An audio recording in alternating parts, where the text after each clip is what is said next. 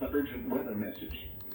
The National Weather Service in Cleveland has issued a severe thunderstorm warning for East Central Huron County, southwestern Cuyahoga County in northeastern Ohio, Medina County in northeastern Ohio, northeastern Ashland County, southern Lorain County, until 1 a.m. Eastern Daylight Time.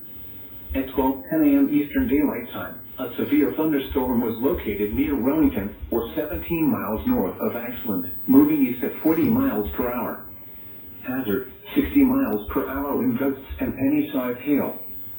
Source, radar indicated. Impact, expect damage to trees and power lines.